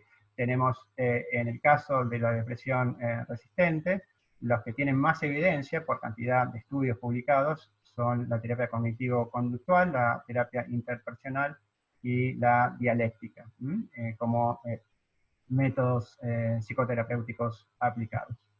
Esa fue la última diapositiva y bueno, espero que quede tiempo para la discusión y que no me haya extendido demasiado en la ponencia. Muchísimas gracias, Gustavo. Muy claro todo.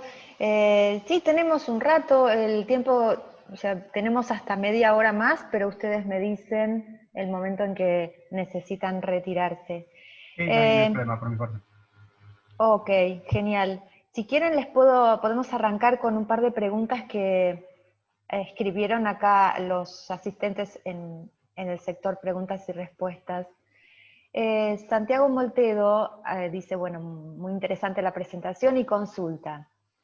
Dos intervenciones con antidepresivos pueden ser la falla con la dosis mínima y luego con la optimización de dosis del mismo antidepresivo. Para el consenso, ¿esos dos pasos ya cuentan para depresión resistente a tratamiento si se respeta el tiempo de cada intervención? No sé si Luis, ¿querés tomar esa pregunta? No. Gracias por la pregunta, no. Si iniciamos una intervención con un antidepresivo y obtenemos una respuesta parcial, lo correcto es optimizar la dosis para ver si nuestro problema es un problema dosis dependiente. Si suponemos que hemos solucionado y encontramos mayor respuesta o algún grado de remisión, la respuesta parcial era un problema de dosis.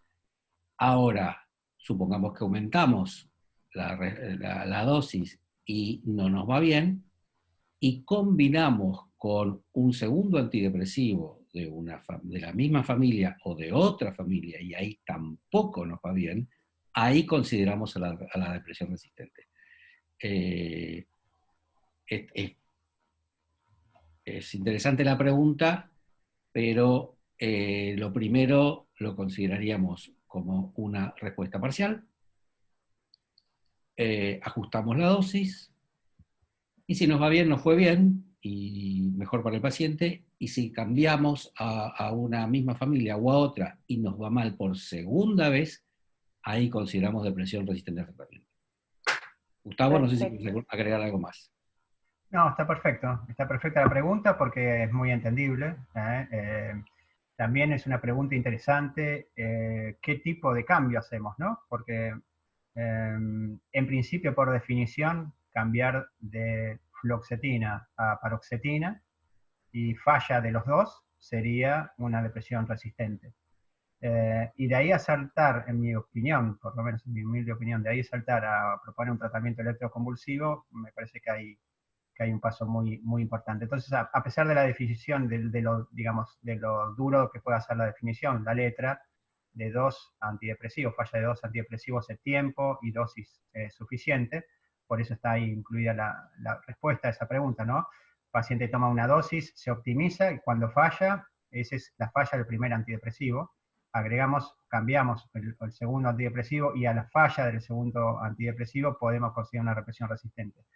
En mi caso, estoy haciendo maravillas con los viejos tricíclicos acá. Los pacientes vienen diagnosticados como depresión resistente pasando por esto: fluoxetina, paroxetina, sertralina, venlafaxina, bupropion, adición de aripiprazol, que es el más común que se adiciona aquí, y falta de respuesta. Entonces, vienen ya con una referencia a nosotros que estamos como en tercera línea de tratamiento desde el punto de vista asistencial, para evaluar el tratamiento electroconvulsivo o TMS o esketamina o esketamina. Bueno, quizás sería bueno, y así lo demuestra la experiencia, empezar en estos pacientes a pensar en dar un viejo antidepresivo, un tricíclico, y muchos de los pacientes responden a ese tratamiento. Entonces, creo que hay unos cuantos grises en cuanto a la definición y a las estrategias terapéuticas. Nuevamente, esto es una hoja de ruta y después cada uno verá cómo puede seguir adelante con las opciones terapéuticas. Depende de muchos factores, como decíamos, ¿no? No solamente nuestra experiencia, la evidencia, sino también el contexto en que estamos tratando al paciente, si es ambulatorio, si el paciente está internado, la preferencia misma del paciente, como decíamos. Hay pacientes, no dejo de sorprenderme aquí, pacientes que cuando les propongo tratamiento electroconvulsivo me agradecen porque hace rato que están esperando recibir ese tratamiento, ¿no? Han pasado por muchos fármacos, no han respondido, tienen muchos efectos colaterales, y saben por hacer búsquedas, ¿no? Y por experiencia de otros pacientes que es un tratamiento efectivo. Entonces, no tenemos que dejar de pensar en eso, tenemos que tratar de luchar contra nuestro propio estigma, nuestra propia barrera, cuando hacemos la discusión de los tratamientos con los pacientes. Solo un pequeño comentario de algo que charlamos más de una vez con Gustavo. En relación a los tricíclicos, Gustavo trabajó obviamente muchos años en Buenos Aires, en la cultura psiquiátrica o la cultura profesional de los últimos años, han estado muy relegados y muy estigmatizados como intervención terapéutica. Por supuesto que el perfil de efectos secundarios es diferente, pero acordemos que ya venimos fracasando en aquellos que tienen un perfil de efectos secundarios mucho más favorable, y hasta en la formación médica en nuestro medio están relegados como recomendación. Solamente eso de poder pensar cuáles son nuestros propios prejuicios hacia las intervenciones terapéuticas. Nada más. Bueno, muchas gracias. Eduardo Leiderman quería hacer una pregunta. Bueno, ¿qué tal? Los saludo a los dos. Les agradezco la presentación, estuvo muy buena.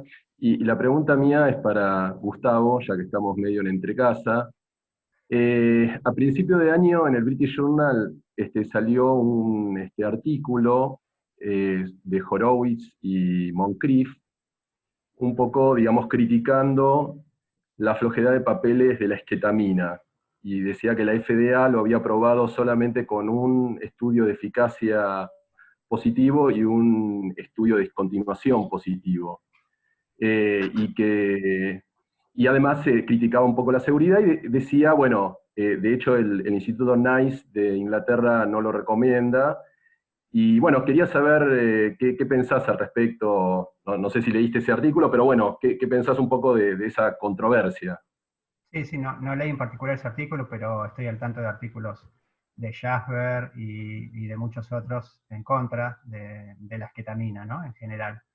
La aprobación de la FDA no está floja de papeles, están los estudios ahí, se presentaron y está aprobado como Breakthrough Therapy, es decir, un tratamiento totalmente novedoso, que todos sabemos que es novedoso, mecanismo de acción totalmente distinto. La respuesta terapéutica también es positiva en los dos estudios que presentaron. Hay estudios que no tienen tanta fuerza, hay estudios que varía la dosis en que uno inicia el tratamiento para que sea positivo o no, es decir, sí hay estudios negativos al respecto, pero nuevamente son estudios que el objetivo es aprobar el medicamento, es decir, no es esquetamina para todos. Es decir, es una opción terapéutica, así como no es tricíclicos para todos o IMAO para todos. Y yo lo que les puedo decir por mi experiencia aquí, hace más de 2 años que tenemos una clínica de ketamina, como algunos de ustedes saben, y estamos haciendo esquetamina, tenemos más de 12 pacientes tratados ya desde julio, porque lo aprobaron en julio aquí en Canadá, y los pacientes que responden es increíble. Es decir, tenemos pacientes que han hecho cirugía cerebral con Myber, con Helen Myber. Primero trabajó ella en Toronto y ahora está en Estados Unidos, es decir, han pasado por todos los tratamientos que te puedas imaginar. Todos los fármacos que te puedas imaginar, todos los off-label que te puedas imaginar, más tratamiento electroconvulsivo, más estimulación magnética transcraniana, VNS, que es estimulación del nervio vago, y Deep Brain Stimulation, que es un marcapaso que te ponen en el cerebro. Y los pacientes respondieron, y responden en horas. Es decir, lo ves al paciente al día siguiente, ya te das cuenta en una semana la cantidad y la calidad de respuesta. Entonces creo yo, me pongo en ese lugar de ese paciente y la verdad me están, lo voy a decir porque, bueno, somos exagerados, pero están salvando la vida, como muchos pacientes me lo dicen. Otros pacientes no responden, y lo bueno de esto es que ya en una semana, en 2 semanas, porque les damos chances, algunos pacientes son respondedores más tardíos, en 2 semanas sabes si responde o no responde, sin producir todos los efectos colaterales de todos los otros medicamentos, o hablar de problemas de memoria, o hablar de una cirugía, etcétera, etcétera. Entonces, creo que si nosotros podemos ayudar, aunque sea a una proporción de estos pacientes, yo me doy más que por satisfecho. Es una herramienta más en el arsenal terapéutico, ¿sí? Es lo mismo que me plantean todo el tiempo con respecto de los antidepresivos en trastorno bipolar. No es para todos, es para algunos pacientes, y para algunos funciona, para otros no. Entonces es como un bisturí. Si lo sabemos usar, podemos ayudar a la gente. Si lo aplicamos para todos, en algunos vamos a hacer más mal que bien. Y en esto también tenés que tener presente que el costo de tratamiento es altísimo. Entonces, en Estados Unidos entró muy bien porque hay compañías aseguradoras privadas que lo cubren. En Inglaterra, como sabés, básicamente el Instituto NICE es un grupo de contadores que hacen números y dicen, bueno, si tenemos 322 millones de pacientes depresivos en el mundo, un tercio van a ser depresivos resistentes y hay un medicamento que sale $10.000 de tratamiento para ese un tercio, bueno, quebramos en un mes, ¿sí? Y al mismo tiempo dicen, bueno, si para depresión resistente está aprobado el TEC, ¿por qué voy a probar esketamina, que es carísimo, contra una práctica que tiene ya 80 años, que la hacemos todos los días acá en Inglaterra? Entonces, la cuenta es muy fácil de hacer. En función, en mi opinión, totalmente sesgada, el verdadero objetivo de tirar abajo la esketamina o la ketamina es ese, es una cuestión económica, monetaria, ¿sí? Porque la evidencia está publicada, los datos están ahí, y nuevamente, así como el litio no es la cura para todos, ni los otros antidepresivos o tratamientos la cura para todos, es un tratamiento más. Y ha demostrado ser efectivo. ¿No? Te lo vuelvo a decir, no solamente en los papeles o en los papers que uno lee, sino también en la experiencia que uno ha tenido con esos medicamentos. Gustavo, ¿te puedo hacer una pregunta? ¿Yo? Sí, claro. Entremos en una dimensión off-label, lo aclaramos, estamos en una dimensión. Claro. Esta pregunta tiene que ver con cosas no aprobadas, pero ¿has notado alguna diferencia entre goteo de ketamina y esketamina nasal? ¿Alguna diferencia clínica de respuesta? Entiendo que en tu clínica de ketamina, esketamina, tenés experiencia en ambas cosas, en Canadá, y volvemos a aclarar que la ketamina no está aprobada, y sobre esta base de aclarar, de dejarlo claramente explicitado, si vos tenés algún tipo de experiencia, de diferencia de respuesta, es lo mismo. Sacamos el costo, o incluyamos el costo, si querés también. Sí, claro. Perdón, un segundito, antes que le respondas, Gustavo, como para aclarar, porque hay una pregunta justamente acerca de la vía de administración de la esketamina. Si podés previamente responderle a Luis, aclarar cuáles son las vías de administración de esketamina y ketamina, si sos tan amable. Gracias. Sí, claro. La esketamina, la vía de administración aprobada es intranasal. Los estudios de fase 2 son estudios, algunos de ellos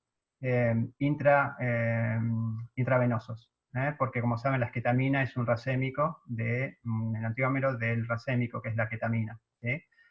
Sabíamos que la ketamina intravenosa del año 90 funciona a dosis baja, entonces lo que hicieron es sacar la esketamina, como hicieron con el citalopram y el escitalopram, ponerlo en un suero, en un goteo, y vieron que de forma intravenosa funcionaba. De ahí pasaron a la esketamina intranasal. Y lo que tenemos hoy aprobado son dispositivos intranasales para el tratamiento con esketamina, en la depresión resistente.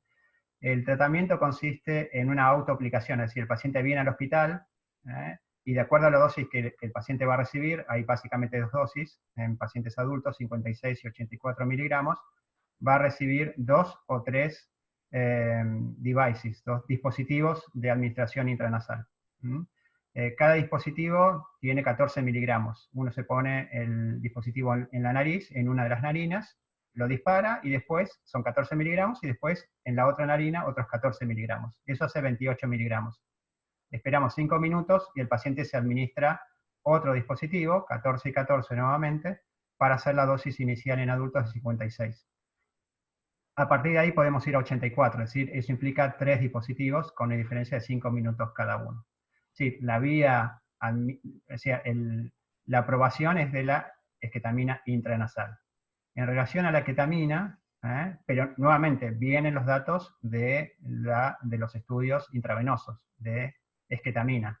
También tenemos datos positivos para arketamina, la otra parte sobre todo un grupo brasilero que tiene ya 2 publicaciones positivas al respecto. Que tiene sentido, ¿no? Por otra parte. La ketamina, la evidencia más importante es de forma intravenosa. La vía intravenosa asegura el 100% de absorción, por supuesto. La vía oral tiene un 30% y es muy errática de absorción. La vía intranasal alrededor de un 40 a 50%.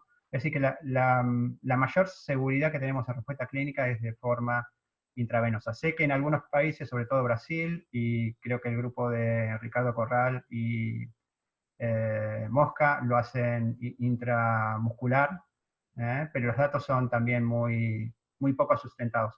Recordemos, estamos con un tratamiento off-label. Como decía Luis, es un tratamiento totalmente off-label. Uno está aprobado por la FDA y por muchas, la EMEA, Canadá, Latinoamérica, Asia, etcétera, etcétera, y el otro no.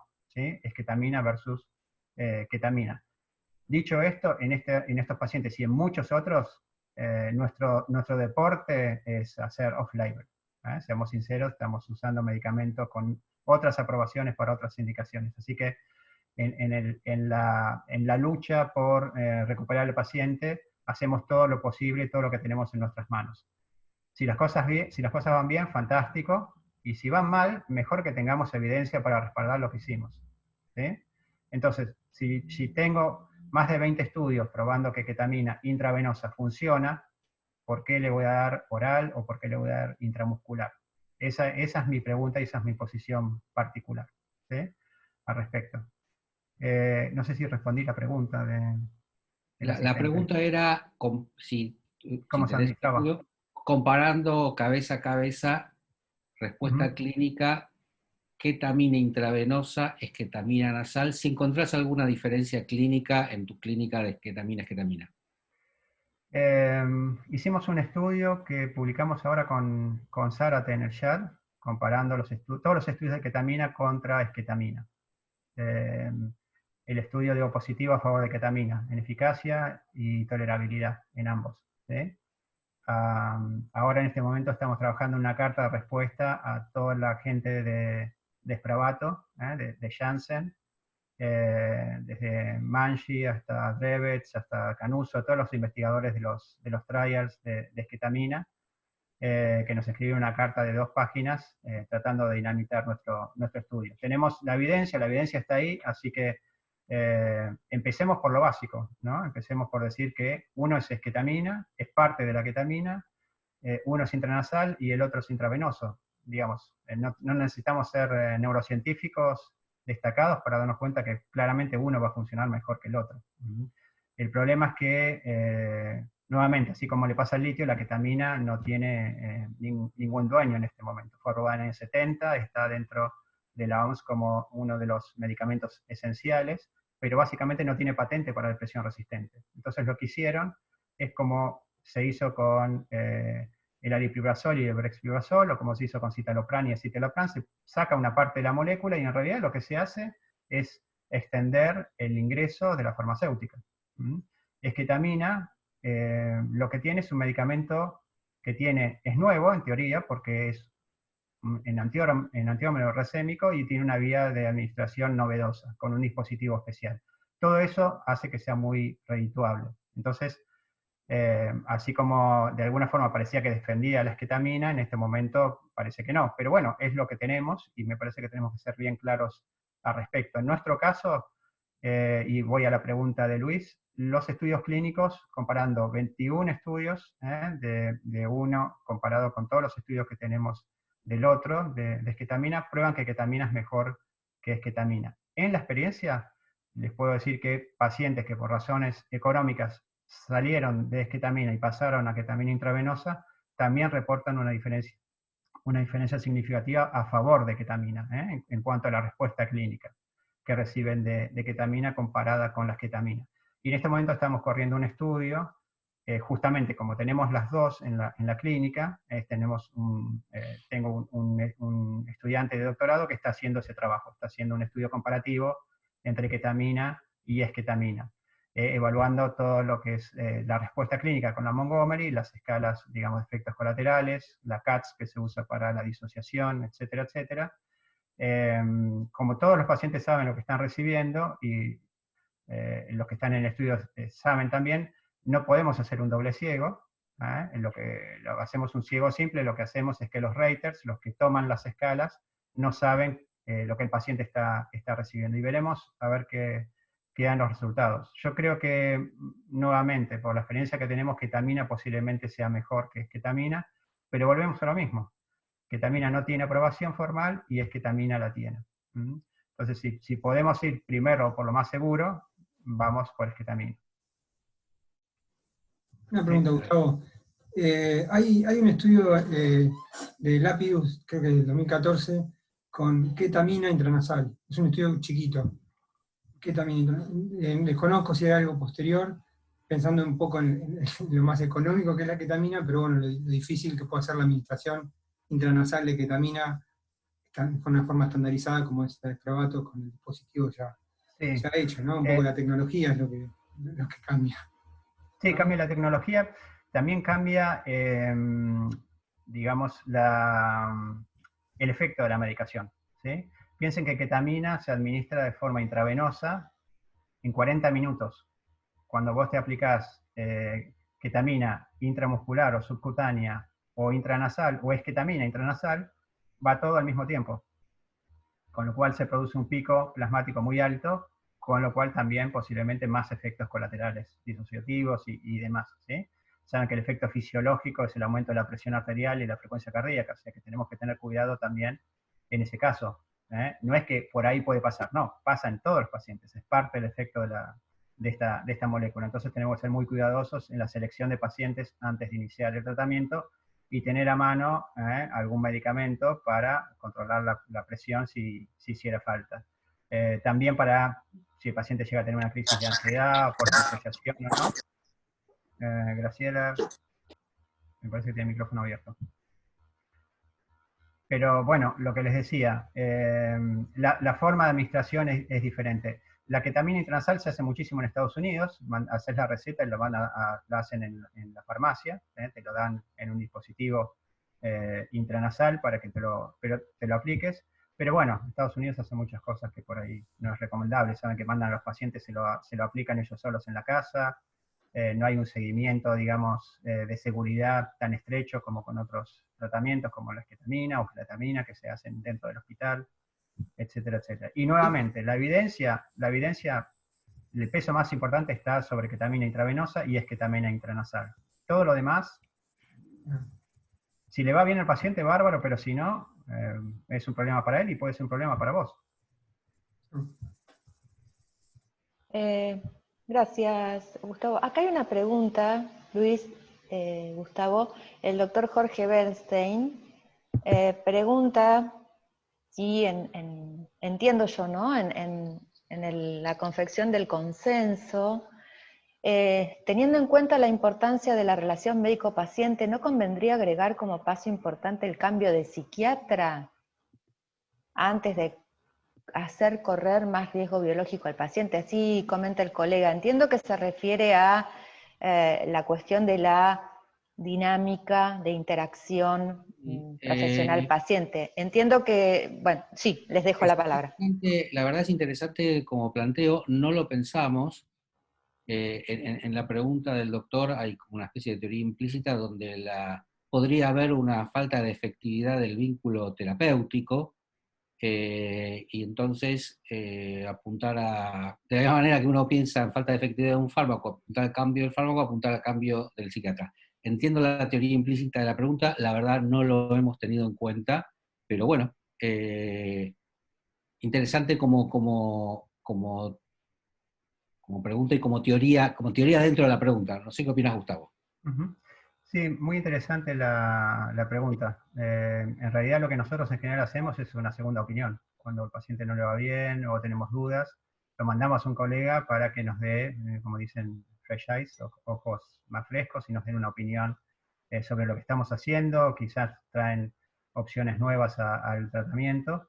pero también podría ser un factor a tener en cuenta. De hecho, en los varios estudios de psicoterapia, cuando se discriminan los factores predictores de respuesta a la psicoterapia, el más importante, en la mayoría de los estudios, en primer lugar, está el rapport entre el paciente y el terapeuta, más allá del modelo psicoterapéutico que se haga, más allá de la severidad del caso, etcétera, etcétera. Entonces, por supuesto, es un factor muy importante y sabemos que nosotros ejercemos muchísima acción, no diría placebo, pero terapéutica, con nuestra presencia y con estar ahí para los pacientes siempre que podemos.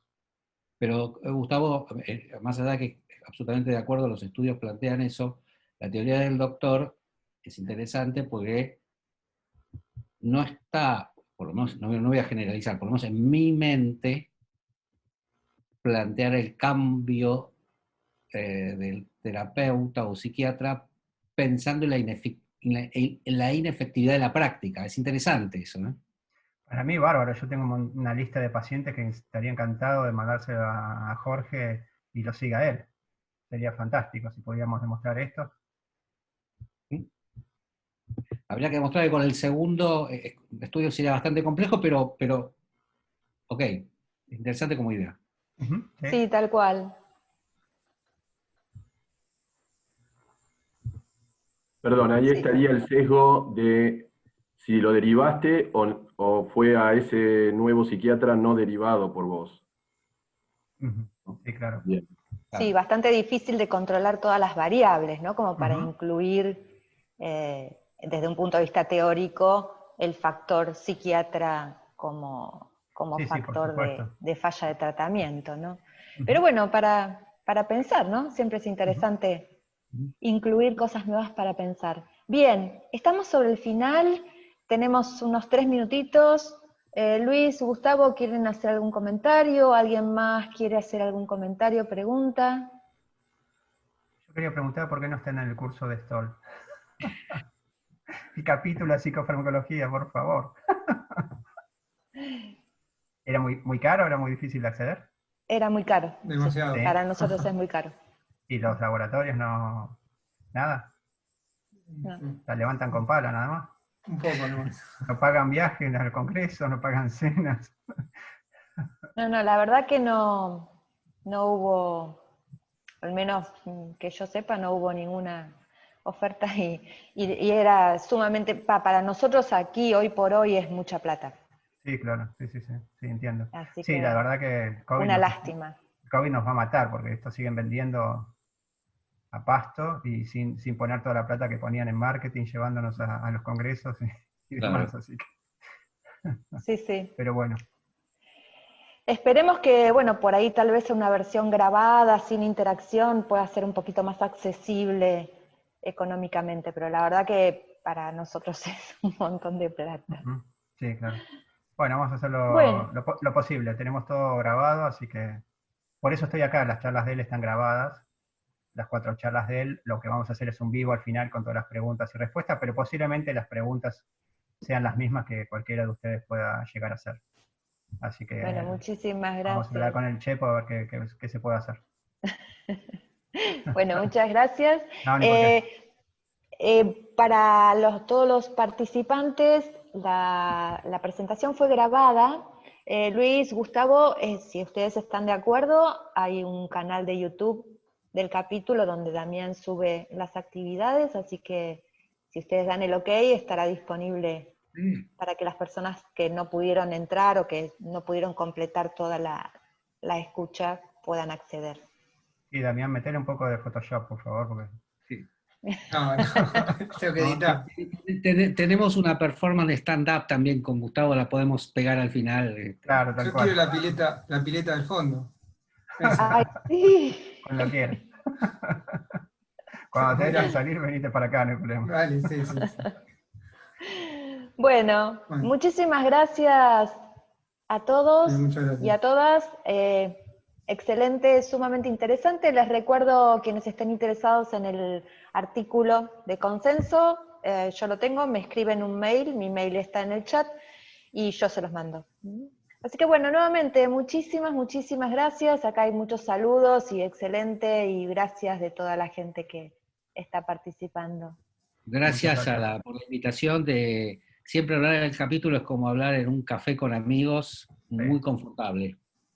Esa es la idea, son parte del equipo. Exactamente. Muchas gracias, Bueno, gracias por la invitación nuevamente. Genial y muchas gracias. Que estén bien, cuídense mucho. Chao, gracias. Chao, chao. Gracias.